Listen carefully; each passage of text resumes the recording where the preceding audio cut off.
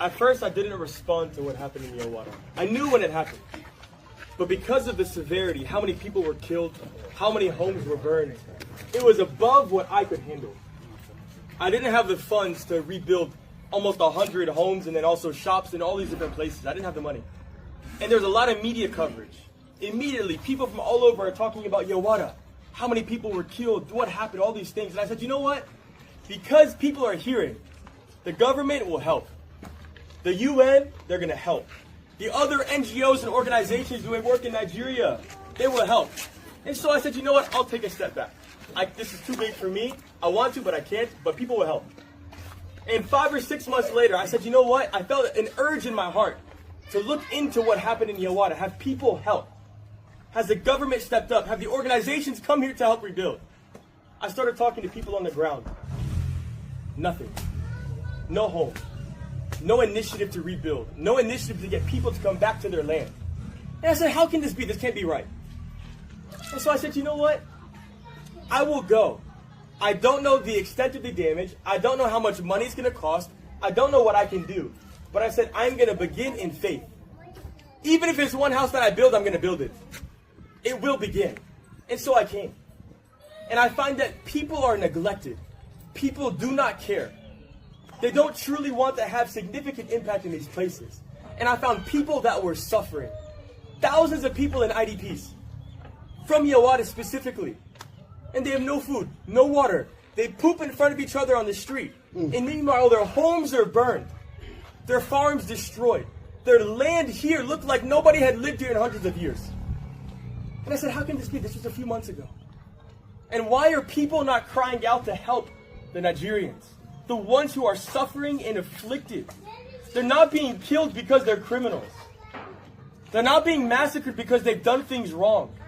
They're being massacred in innocence. Their blood is being poured out. Their throats are being cut. Their babies are being burned to charcoal. And their homes are completely destroyed. Their villages are gone. Desolate. How can someone else from another country come here and care more about your own people? And you're the one that's supposed to shepherd your flock. You know, we can't hold the government to be fully liable to take care of its people.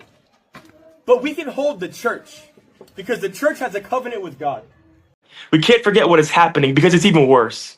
So, Alex, you're on the ground, and you're saying this isn't slowing down. If anything, it actually is ramping up. What do you mean? Yeah, absolutely. That's the truth. I mean, just a few days ago in Kaduna, they kidnapped around 150 Christian students.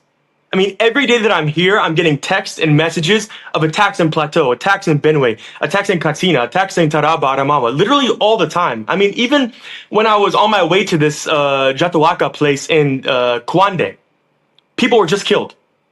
I mean, even when we were literally in that village, there were actually Fulani people who were burning the grass around some homes that were desolate, not too far from us. You could see the smoke rising, and nobody's living there. It's the Fulani people. And so nothing is really changing. You know, the reality is one bomb in the Northwest is not going to do anything, because the reality is that the actual official terrorist groups such as Boko Haram and ISWAP, they are not the primary perpetrators, not the primary people who are killing Christians.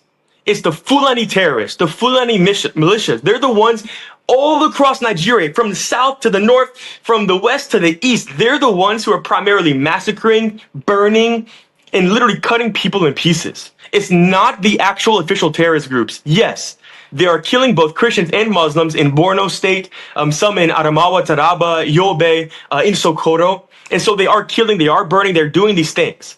But those are more so limited to that specific state and even just portion of that state. It's not necessarily widespread. The widespread is the Fulani terrorists and militias that are killing Christians en masse. That is the truth. And I plead with the U.S. government, I plead with international communities to recognize that. It's the Fulani terrorists that are across these communities, across Nigeria. That's the truth.